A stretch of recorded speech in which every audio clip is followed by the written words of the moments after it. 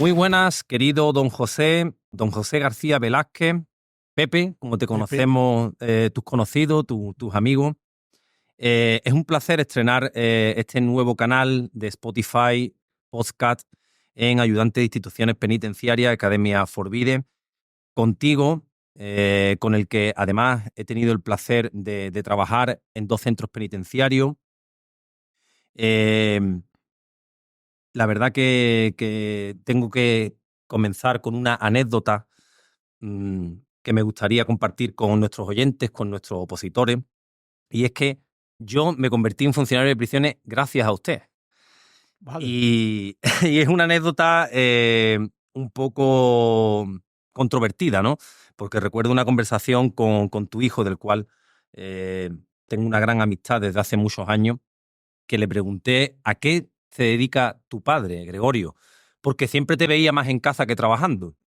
Y entonces me dijo que su padre era funcionario de prisiones. Aquello se me quedó a mí grabado y con el paso de los años me picó el gusanillo de conocer el medio penitenciario y fue gracias a ti.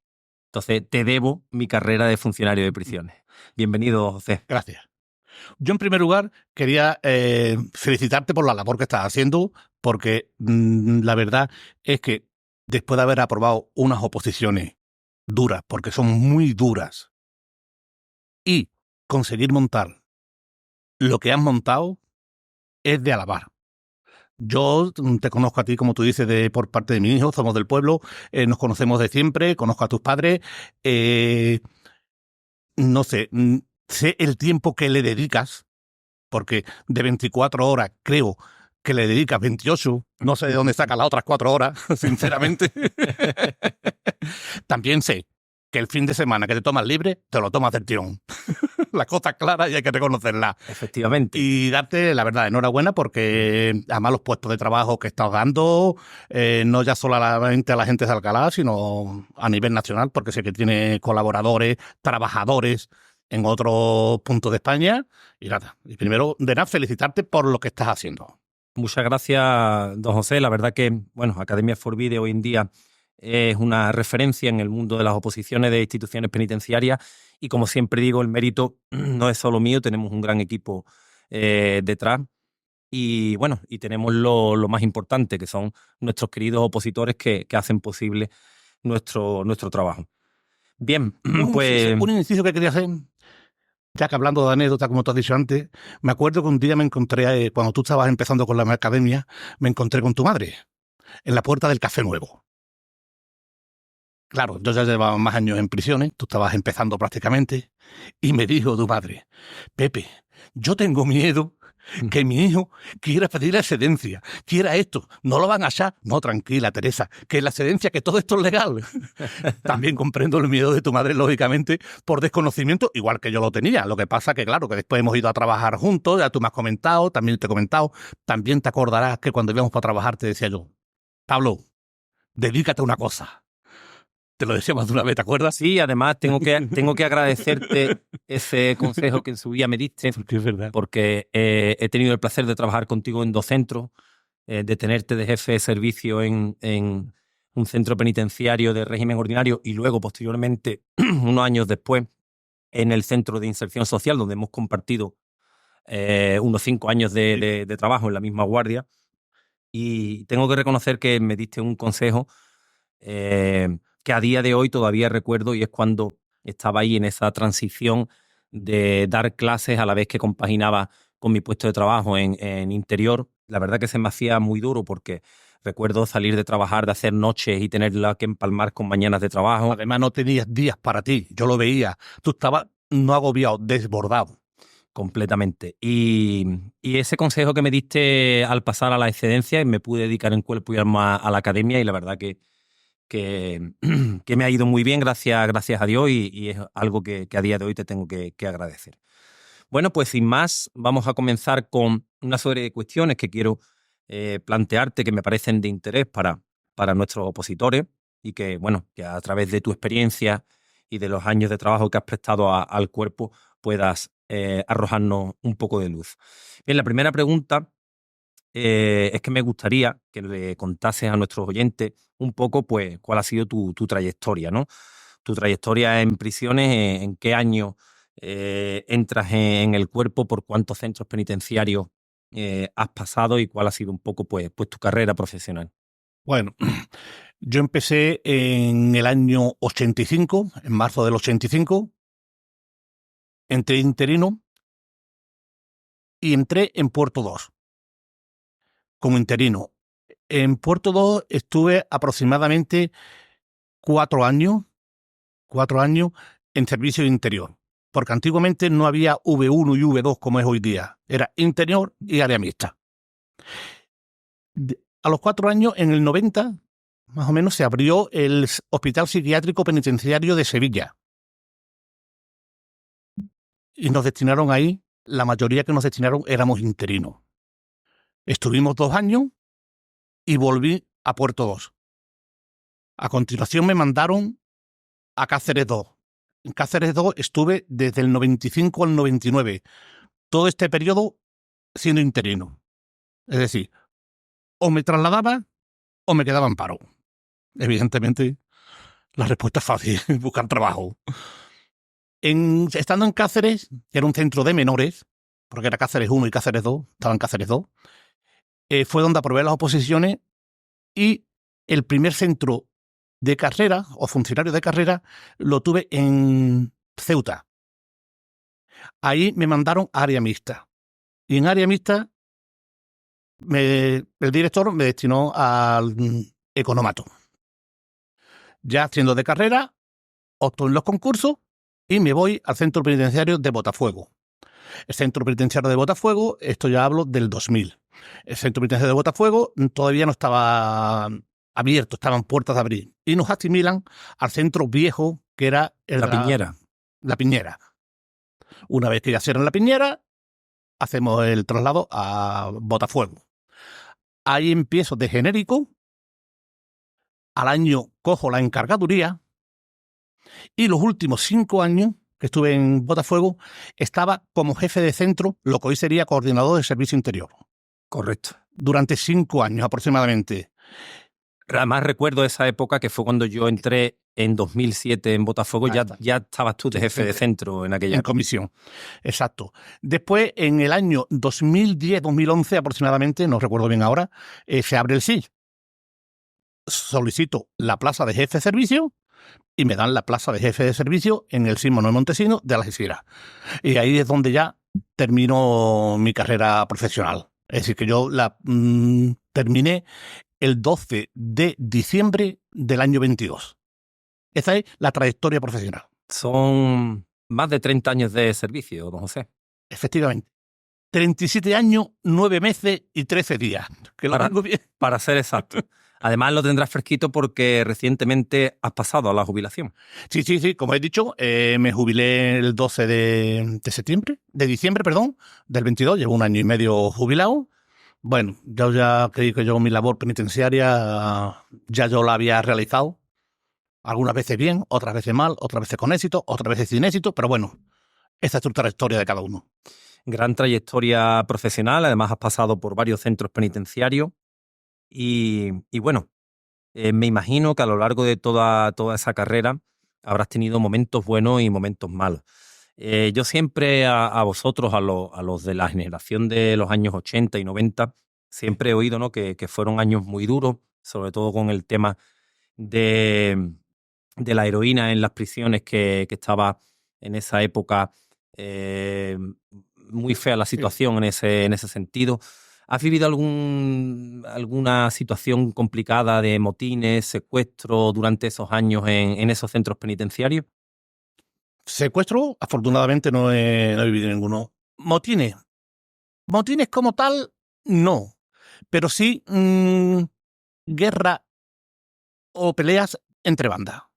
Sí, yo recuerdo una que era en Puerto 2, en menores, porque yo, desde que entré prácticamente hasta que estuve en Cáceres, siempre me han puesto en el departamento de menores. No sé por qué. Será porque tengo más parla, por lo que sea.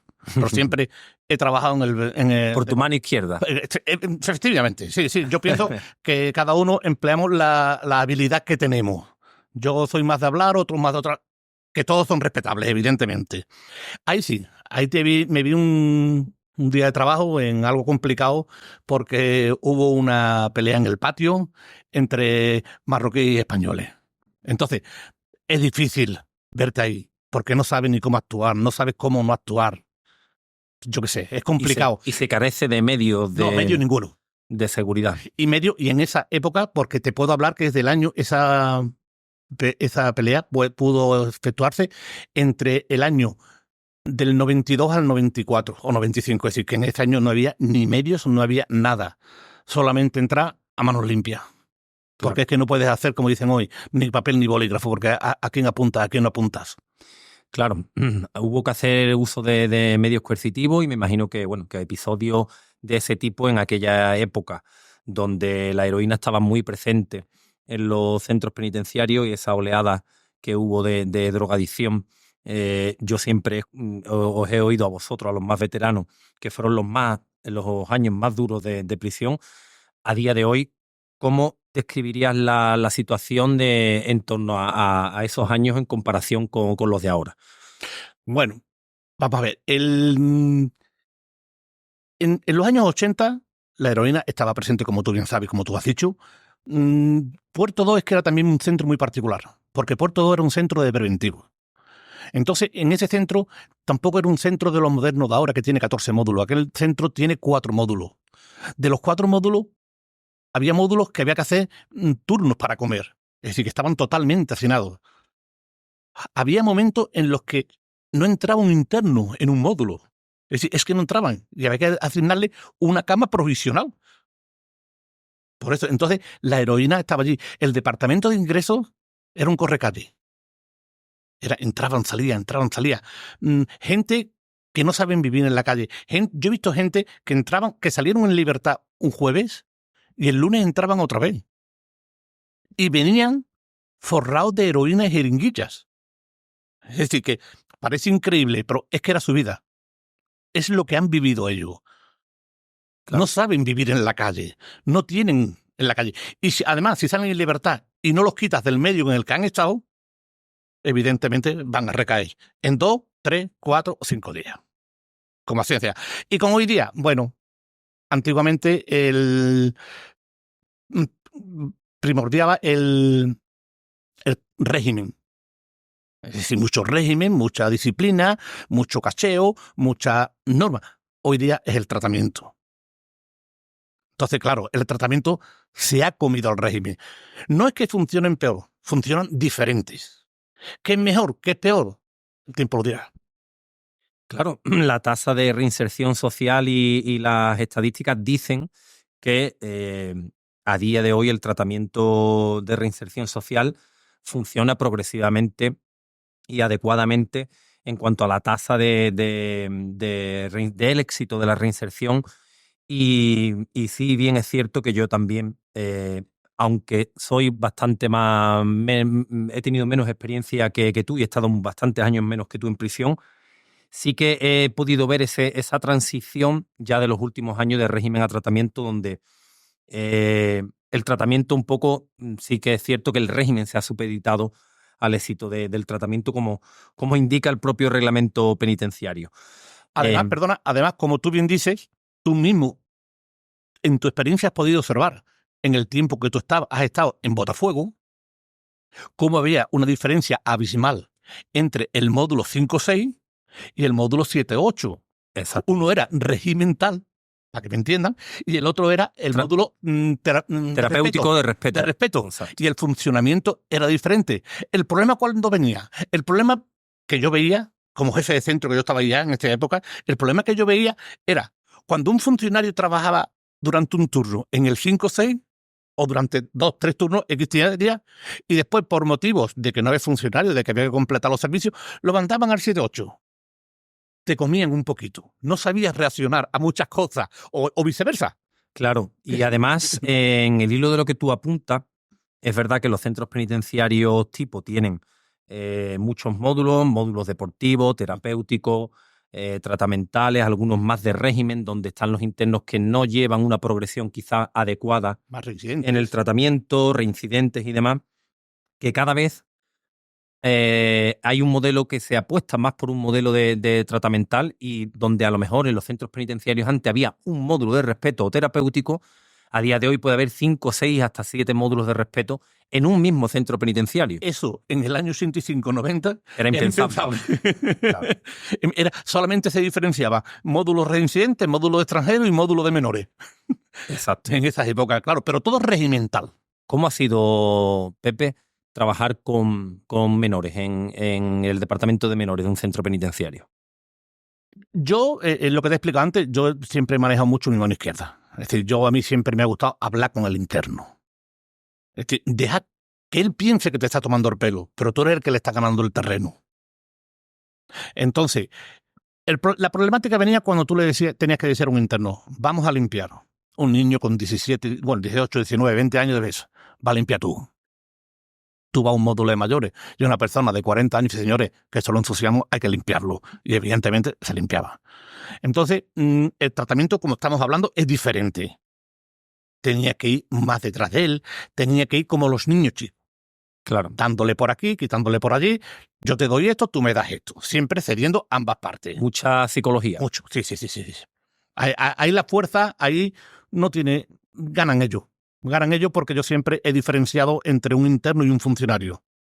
Por ejemplo, en una pelea, o en una bronca, o en una separación. Mientras que el interno va a hacerte daño, tú, como funcionario, vas a separar. Claro. Entonces, claro, ahí es la diferencia que existe entre los dos colectivos. Cierto. Bueno, hemos hablado de tu época de interino, apuestas por la plaza fija y finalmente terminas aprobando una oposición. Creo que sería muy interesante para nuestros opositores saber cómo era en aquella época la oposición. Si era tan dura como ahora, si no había tanta demanda y no se presentaba tanta gente, si era más fácil, menos fácil aprobar, ¿cómo era la oposición en aquel entonces? Las oposiciones en aquella época, es decir, la oposición de funcionarios de prisiones siempre han sido muy duras. Yo considero que son demasiado temarios, demasiados artículos, demasiadas normas que tú no vas a utilizar en la vida. Yo creo que las oposiciones de funcionarios se tenían que fundamentar más sobre el régimen, sobre el reglamento penitenciario, que es lo que va a utilizar. Yo para qué quiero saber si un juez lo condena a 10 años. Si yo ahí no tengo nada que ver. Sí, la verdad que en eso coincidimos y creo que es algo que venimos denunciando todas las partes desde hace muchos años y es la inadecuación del temario y de las pruebas selectivas de esta oposición al puesto de trabajo a desempeñar. Exacto. Y tenemos muchos ejemplos. Fíjate que esto lo hablo mucho con mis opositores. Tú, por ejemplo, has trabajado muchos años y has visto cómo se trabaja en el Departamento de Ingresos. Yo recuerdo haber hecho servicio en el Departamento de Ingresos de Botafuego, en la época en la que tú eras allí jefe de centro. Y ya en 2007 no se utilizaba la huella manual en el Departamento de Ingresos. Trabajábamos con el SIA y a día de hoy se sigue trabajando con el sistema de identificación automatizada. Era muy complejo, de hecho, trabajar con huellas y había muy pocos funcionarios en la plantilla que supieran trabajar la identificación mediante huellas. Es lo que te quiero comentar. Es decir, tú antes, el funcionario de régimen, tenía que hacer una hoja de cálculo de condena manual. Cuando no existía el SIGPE y el programa informático. Se tenía que ir al expediente del interno, sacar las condenas que tuviese y hacer una liquidación. Entiendo que eso entrara en el temario. Vamos a hacer una liquidación de condena, lo entiendo. Pero hoy día, que quieren hacer una liquidación en un temario, una liquidación de condena, no le encuentro un fundamento. Porque tú con meter los datos en el programa te lo va a dar automáticamente. Que este día no tiene el programa porque se ha ido la luz. Lo hace al día siguiente, lo sabe ir en libertad mañana. ¿Me entiendes o no? Entonces, una serie de cosas en las que antes tú tenías que, como tú bien dices, las huellas las cogías tú y tenías que clasificarlas. Es decir, yo me acuerdo en Puerto 2 había un compañero que murió, barbudo, ¿te acuerdas tú? Que ese hombre era un libro de huellas. Es decir, una enciclopedia. Es que sabía él perfectamente esto del tal. Y yo lo miraba y yo decía, joder, yo no veo nada, tío. Y hoy día con el CIA lo pone, automáticamente te da ya lo que tiene, lo que no tiene. Entonces, ¿para qué quieres estudiar eso? ¿No sería más conveniente enseñar al opositor o formar al opositor en el programa o en el manual de funcionamiento del SIA que en la huella manual? Totalmente de acuerdo. Es decir, totalmente de acuerdo. ¿Cómo lo quiere solventar la Dirección General o su secretaría? ¿Cómo lo quiere fomentar? Pues dando cursos. Pero no me deje el curso cuando yo ya he hecho 20 servicios ahí. Totalmente de acuerdo. Además, yo he trabajado con el SIA muchos años en el CIS. Exacto. En el CIS y aprendí de los compañeros. Totalmente de acuerdo. Es decir, yo me acuerdo que al principio teníamos muchos problemas, llamábamos a Madrid cada 2 por 3 cuando se abrió, y después decía, vienen los nuevos, venga, ¿quién son los que más saben? Mételo aquí, y que los vayan enseñando, y aprende a base de golpes. Exactamente. Así es. Bien, pues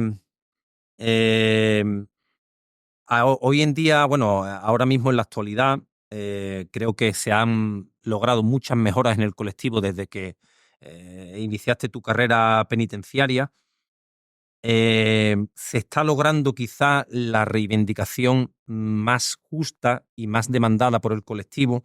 Hablamos de la proposición de ley orgánica de la modificación de la Ley Orgánica General Penitenciaria para el reconocimiento de carácter de agentes de la autoridad a los funcionarios públicos de prisiones en el desempeño de su actividad. ¿Cómo ves esto? Para ti es algo que veníamos denunciando durante muchos años y que, bajo mi punto de vista, creo que nos da un sistema de protección jurídica al funcionario de prisiones en el desempeño de sus funciones. ¿Cómo ves esto? ¿Cómo acoges esta medida? Yo esta medida la veo fundamental. La veo fundamental porque primero, es una protección que nosotros mismos tenemos dentro de nuestro trabajo. Tú sabes que si por mala suerte te da algo, te pasa algo, está un poco protegido. Ellos, la mayoría de los internos, sobre todo de las cárceles provinciales y todo eso, saben perfectamente cómo funciona el sistema. Entonces, ellos saben que si te agreden, si te hacen esto o te dicen lo otro, no tiene ninguna repercusión para ellos. Más allá del expediente disciplinario, pero el expediente que no deja de ser una sanción administrativa. Son 7 días en aislamiento. Y a veces ellos cogían los 7 días de aislamiento para descansar. Sinceramente, es verdad. Estaban hartos de paz y dicen, pues me voy 7 días de aislamiento. Es nada más eso. Pero eso a ellos les da lo mismo, porque eso a ellos ni le quita condena ni le pone condena. Ahora, si a nosotros nos dan agentes de la autoridad, tú te sientes más respaldado y ellos se sienten un poco más cohibidos, porque ellos saben que si atentan contra ti, que si te van a dar, les puede caer una condena. Claro, hablamos ya de un delito, de un ilícito penal y no de un ilícito administrativo con una sanción disciplinaria que a veces, bueno, como tú bien indicas, la más gravosa es la de aislamiento en celda, pero hay sanciones dentro del expediente disciplinario que tienen poca o ninguna repercusión en el día a día del interno, como puede ser pues, la privación de paseo y actos recreativos comunes, que al fin y al cabo para muchos es una recompensa, ¿verdad? Yo recuerdo que algunos internos tenían cumplimiento de privación de paseos y por las tardes descansaban. ¿Existe hoy día la privación de paseos? Creo que ya no existe como sanción, ¿no? Sí. La privación de paseos y actos recreativos comunes todavía se sigue aplicando y en la práctica es que por la tarde el interno no baja a celda. Pero tú tienes que subir a las 8 para que baje para comer. Es decir, claro, es tomarse una siesta más larga. Y además es un problema para los funcionarios de prisiones que en ese momento tienen que controlar a la población reclusa que tienen en el patio, en las actividades recreativas, en las zonas comunes, teniendo que visitar al interno en su celda. Exacto. Que está cumpliendo esa sanción, que a fin de cuentas, como bien hablamos, no se trata de una sanción en sí, sino que simplemente el interno descansa por la tarde en su celda. Bien, pues durante Bueno, ¿cómo has vivido también esta última época? Que me imagino el tema de la pandemia a mí ya me pilló fuera en excedencia. ¿Cómo ha sido el tema de esa época de la pandemia en prisión? Bueno, a mí la pandemia me cogió en el CIS. El CIS es un centro, no es ordinario, es atípico. Es decir, entonces la pandemia se gestionó muy bien en el CIS por parte de la dirección. Se gestionó muy bien, porque la gente que estaba en trabajo exterior se les dio que podían quedarse a dormir en su casa, controlado por los coordinadores de servicio, telefónicamente o presencialmente, según la zona y todo eso. Entonces, durante la pandemia, el CIS se vació totalmente. íbamos a trabajar, evidentemente. Es decir, lo que pasa, claro, que había 2, 3 funcionarios como mucho, porque claro, el horario hay que cumplirlo, ¿no? Claro. Pero no había interno en el CID. En otros centros, yo por ejemplo de Oida, que en Botafuego, pues bueno, pues dejaron a los internos en la celda, algunos bajaban, porque claro, la comida y todo eso tiene que salir para adelante. Claro. Pero en el centro que yo estuve se llevó muy bien. Bueno, yo por lo que he oído de los compañeros ha sido una época dura, un momento duro en prisiones por el tema también de las comunicaciones, que los internos no disfrutaban de ella, cosa que también llevó un poco a la crispación de la población reclusa. Hubo incluso algún intento por ahí de desorden colectivo, de motín en alguna que otra prisión, pero claro, como tú bien comentas, gracias a Dios, en un CIS no tenemos diferente. esta problemática. Yo siempre o sea, es algo que he hablado a lo largo de todos estos años con mis compañeros, el tema de trabajar, la diferencia, ¿no?, de trabajar en un CIS, en un centro de inserción social, a un centro de régimen ordinario. La gente es muy reacia a trabajar en centros de inserción social. Yo creo que fundamentalmente, y esto lo habrás oído muchas veces, motivado por la pérdida de sueldo, ¿no? Porque se cobra menos en un centro de inserción social, en interior, que en un centro penitenciario. Pero yo, que he trabajado en un centro de régimen ordinario como tú, y luego, en los últimos años de mi carrera, de mi corta carrera, en el CIS contigo, he tenido el placer de disfrutar de esos años contigo, he visto la diferencia de un centro a otro, y yo siempre lo explico así, ¿no? En 5 años que estuve trabajando allí, jamás aplicamos ningún medio coercitivo. ¿Y aplicaste alguna vez un parte? ¿Disciplinario? No. 1, 2, pero por 2 tonterías. Es decir, mientras que tú en un centro ordinario, como bien dice, tienes que estar con el bolígrafo y la libreta en la mano apuntando constantemente, allí en el CIS, ¿qué habla? ¿Qué parte hace? ¿Que no se ha levantado a las 8:05? ¿Que no estaba aquí? Es decir, De hecho, no se abrió ningún expediente disciplinario en los 5 años, desconozco si posteriormente sí, en los 5 años que estuve allí, y el ambiente es totalmente distinto. es totalmente diferente. No hay o sea, no vivimos ningún altercado regimental, ni siquiera una pelea entre internos, algo que es día a día en una prisión de régimen ordinario. Que llamémoslo, es una cosa normal, porque ellos están 24 horas viviendo, ellos están rozándose, evidentemente siempre tiene que haber alguna gresca entre ellos. Ahora, ¿por qué esta diferencia? Pienso yo, en mi opinión particular. Cuesta mucho trabajo llegar a un tercer grado. Mucho trabajo, mucho tiempo, mucha constancia. Y después, pero es muy fácil perderlo. Eso se lo comentaba yo a los internos. Después es muy fácil perderlo porque por la mínima tontería tienes una regresión. Sin embargo, para recuperar después otra vez y volver allí, te cuesta mucho. ¿Qué es lo que pasa? Que el interno perfectamente sabe y dice, yo estoy aquí, quieto. En el centro del CIS de Algeciras, como tú bien sabes, los internos tenían todas las tardes sus paseos. Los internos salían a las 5 y llegaban a las 9 o a las 11, depende en el estado en que estuvieran. Entonces, si tú quieres realizar algo, lo puedes realizar fuera. ¿Allí qué hay? Pues tranquilidad. Claro. Siempre está el tonto de turno, el que mete la pata. Pero que evidentemente eso lo sabe. Aquí te cojo, eso sí, la directora lo tenía claro. Yo doy toda la libertad del mundo, pero el que me la dé, aquí te cojo, aquí te mato, para Botafuego. Regresión de grado. Ya está, es así. Bueno, en el hilo de lo que comentabas antes, ¿no?, de tu trayectoria penitenciaria y por los centros por los que has pasado, has mencionado que trabajaste en un hospital psiquiátrico en el de Sevilla. Sí, en el de Sevilla, cuando lo abrieron. Cuando cerraron el centro penitenciario y todo aquello de Carabanchel, que era todo una mole, es decir, mandaron a los internos del hospital psiquiátrico de Carabanchel a Alicante. Pero claro, eran tan cantidad que los dividieron entre Alicante y Sevilla, que fue cuando se abrió el hospital psiquiátrico de Sevilla, que estaba dentro del complejo de Sevilla 2, en Mairena, aunque tenía su dirección independiente, que estaba dirigida por un gerente. El subdirector era de prisiones. Uh-huh. Y me imagino que el trabajo en un hospital psiquiátrico tiene que ser complejo y muy distinto al de un centro penitenciario de régimen ordinario. Totalmente. Yo me acuerdo que el primer día que llegamos no había internos y nos reunió el subdirector, Víctor. Y lo primero, que eso nunca se me olvidará, lo primero que nos dijo: señores, venid de centros penitenciarios, algunos de primer grado, otros ordinarios, olvidaros totalmente de eso. Tenéis que cambiar el chip. Esto es otra cosa. Es decir, aquí vosotros vais a tener que estar testimonialmente, porque un penitenciario tiene que haber funcionarios de prisiones. Pero claro, allí lo que primordiaba era médicos, psiquiatras, psicólogos, Tratamiento puro y duro. duro. Mucho taller. Entonces, hay que reconocer que el 80 o el 90%, prácticamente, sí, el 80 o 90% estaban por internamientos judiciales. Es decir, gente que hasta que el juez no considere que están bien, no se van a la calle, no tienen una condena. Después, es verdad que había un 10%, un 10, un 20, 15% de que estaban solamente para estudios.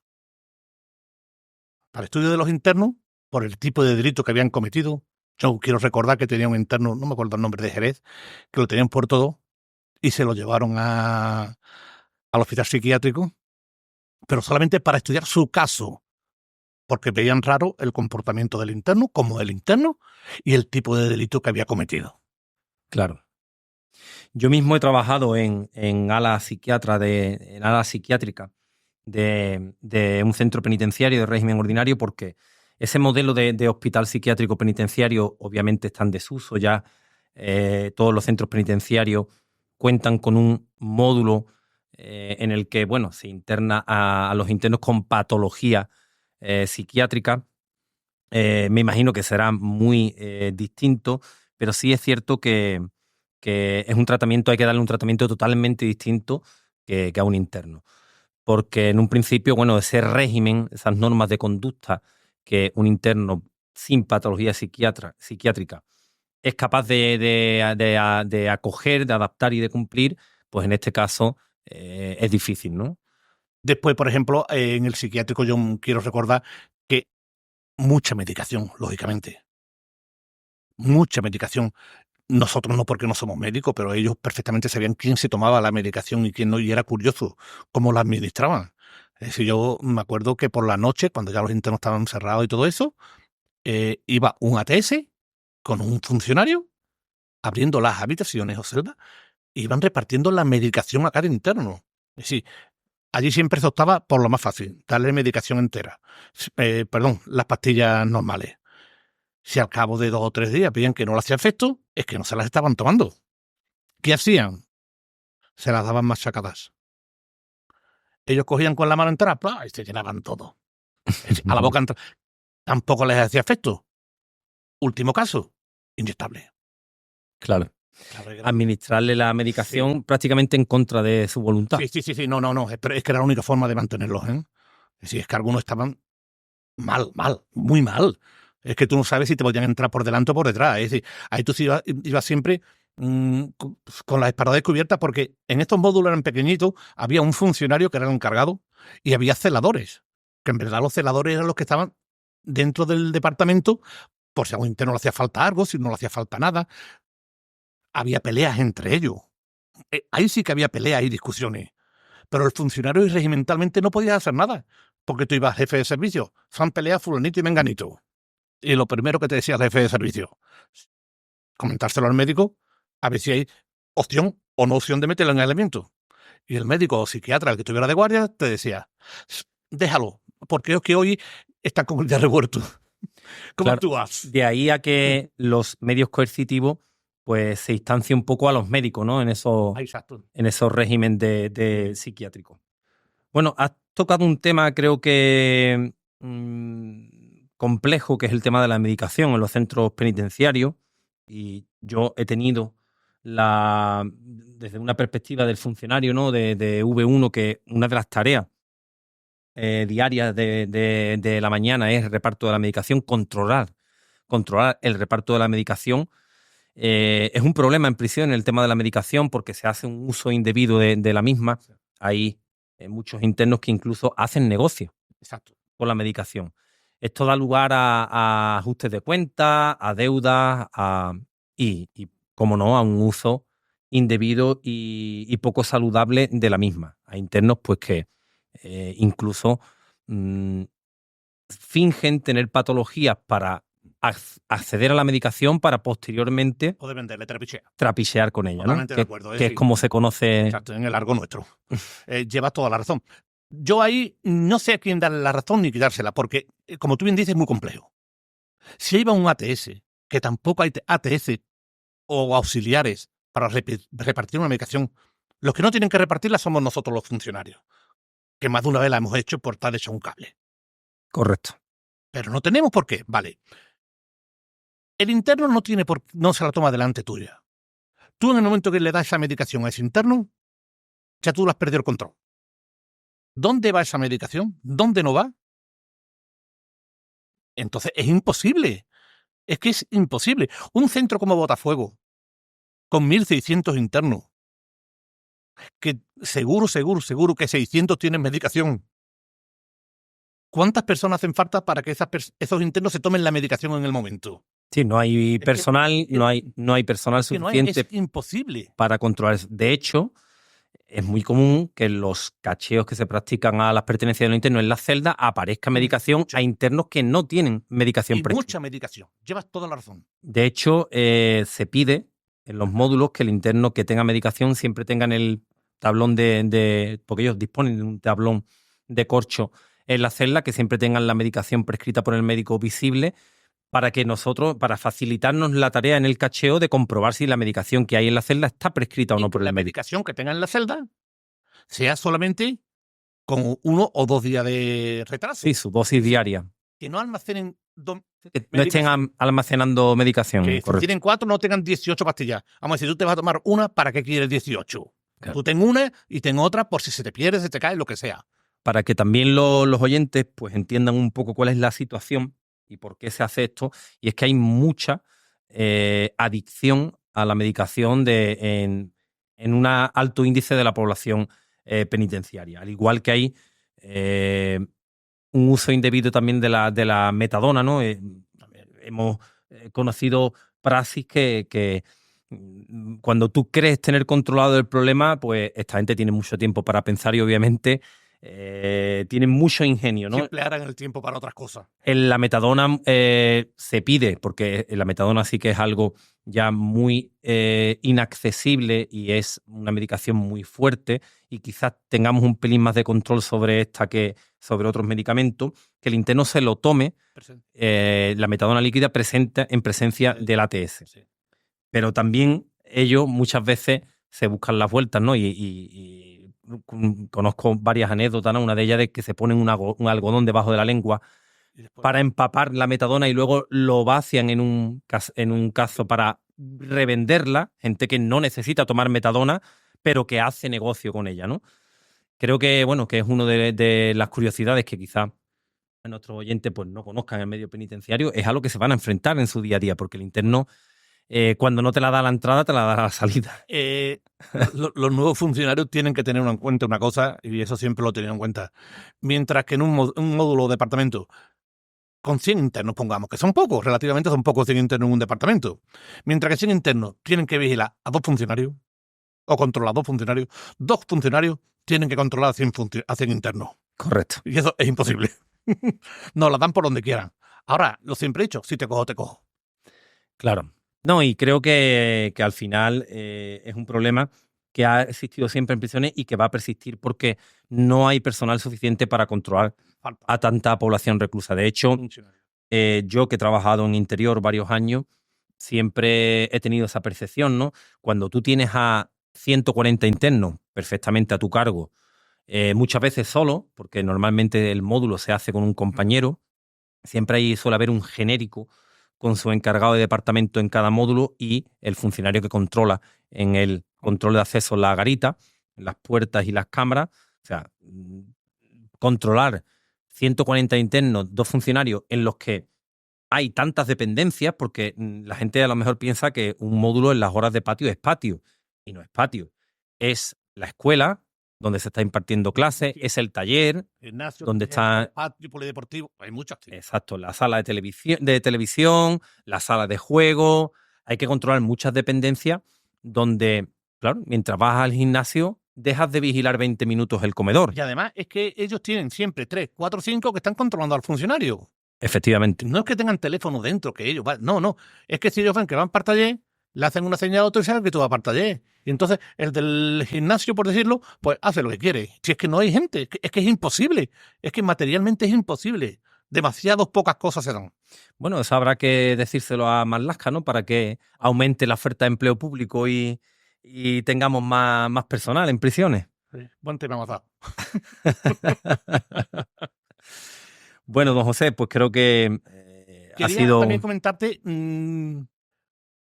yo quisiera darle a los nuevos funcionarios solamente, yo consejo nada más que doy a mis hijos, pero 3 cosas que yo veo primordial para un funcionario de interior. Es decir, siempre lo he dicho, lo he mantenido y lo mantendré. Es muy fácil trabajar en prisiones. Es muy fácil trabajar en prisiones. Pero solamente 3 cosas para mí que deben de cumplir. A rajatabla. Que son el recuento. El recuento es sagrado en prisiones. Es de la mañana, aunque parezca una tontería que has hecho uno hace 3 horas, pero en 3 horas pueden pasar muchas cosas. El recuento. Presencia en los comedores, en el reparto de desayuno, comida y cena, porque perdón, es donde hay más aglomeración de internos y es donde pueden saltar más las chispas. Uh-huh. Y de vez en cuando, darse un paseo por el patio. Que el interno note la presencia del funcionario. Que no hace falta que esté 3 horas ni 4 horas en el patio paseándose, no. Me voy a fumar un cigarrito al patio. Entonces, él no te va a controlar porque no sabe cuándo tú vas a salir, porque tú puedes salir a la media hora, puedes salir a la hora. Esas Sí. 3 cosas, con esas 3 cosas, un módulo se lleva, no te voy a decir bien porque es imposible, pero medio bien. Para mí, estas 3 cosas son fundamentales. Sí, coincido contigo y muchas veces, bueno, en los centros penitenciarios son muchas horas metidos en un módulo, hay que hacer tareas burocráticas, Sí, pero nuestra principal función es la vigilancia y control de la población reclusa y es la presencia del funcionario un medio de prevención total. Para evitar pues altercados regimentales, para evitar un uso indebido de las normas o simplemente pues cohibir un poco a los internos que noten, ¿no?, que hay un control por parte de... Noten que tú estás y dices, ¿cuándo vendrá? ¿Cuándo no vendrá? ¿Saldrá ahora? ¿No saldrá? Como tú vas a destiempo, no tiene un horario para salir ni entrar, entonces es una forma también de cohibirlo, de cogerles a ellos su sitio. Claro. Esos 3 consejos siempre lo he Bueno, dado. pues me gustaría, como bien has dado un consejo a los nuevos funcionarios, a los futuros funcionarios que nos están oyendo en este podcast, que ahora son opositores, ¿qué consejos les da a los opositores que a día de hoy se encuentran luchando por el sueño que nosotros un día cumplimos siendo funcionarios de prisiones? ¿Crees que merece la pena el camino? Sinceramente, sí. Yo, sinceramente, no te voy a decir que he disfrutado de mi trabajo, pero lo he llevado muy bien. Lo he llevado a gusto, que continúe, que es muy duro, que llevan que hay que dedicarle muchas horas. Pero después lo van a agradecer. Lo van a agradecer porque afortunadamente tenemos un horario muy bueno.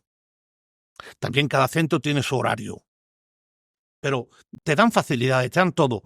Sinceramente, yo a aquellos funcionarios o futuros funcionarios que sigan con las oposiciones, no las den, no se desanimen, que no se desanimen, que es fundamental. Que el primer año, el que la saca del primer año, joder, bendito su alma. Pero que lo que tenga aprendido el primer año, ya el segundo no lo tiene que aprender. Claro. Ya el segundo dice, joder, ya el temario es la mitad. Y cada vez va reduciendo. Efectivamente, además la oposición es un camino que a veces pues a unos les lleva 1 año, 2 años, a otros 3, a otros 4, a otros 5, pero al final Llegan. es una vida, es una trayectoria profesional hasta la jubilación en la que vas a poder disfrutar de un excelente trabajo, con unas buenas condiciones, con un buen horario. Y algo que yo sí coincido contigo es que tampoco he disfrutado yo en exceso de mi trabajo, porque al final no deja de ser un trabajo, es un medio de vida, pero es un medio de vida que te mejora tu calidad de vida, porque siempre he dicho que creo que la mayor recompensa al ser funcionario de prisión es el tiempo libre que te deja para disfrutar de la familia y de tu tiempo libre, de tus amistades y de tus aficiones, ¿no? Y en ese sentido creo que somos un colectivo privilegiado. Además, también es verdad, aunque sean internos, son personas y aprendes de ellos. Por mucho que sea, evidentemente tú aprendes lo que tú quieras y tú coges lo que tú quieras. Pero yo, sinceramente, yo estoy muy satisfecho de mi labor penitenciaria, de mi trayectoria. He cumplido. No quiero ni halagos ni nada. Cumplir. Con eso es suficiente. Dejar un legado, además. Ya está. He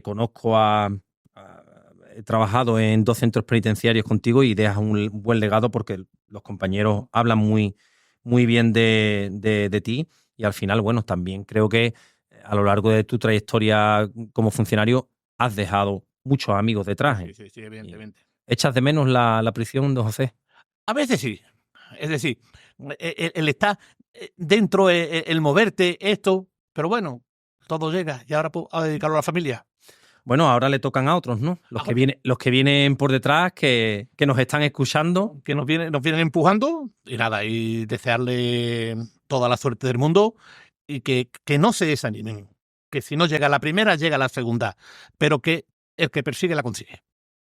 Pues muy bien, don José García Velázquez, ha sido un placer tenerte hoy aquí con nosotros, agradecértelo y decirte, bueno, que para mí ha sido un referente en prisiones y que te estaré siempre agradecido. Nada, muchas gracias a ti, Pablo, por esta oportunidad que me has dado para poder hablar en público, cosa que tú sabes que me cuesta mucho trabajo. Para transmitir tu sabiduría a los opositores. Seguro que les gusta, ha sido un rato muy agradable, una conversación muy interesante y hemos tratado temas de interés para ellos, así que agradecértelo también en nombre de todos los opositores y de todos los alumnos de Academia Forbido. Vale. Muchas gracias. Venga, Pablo, muchas gracias.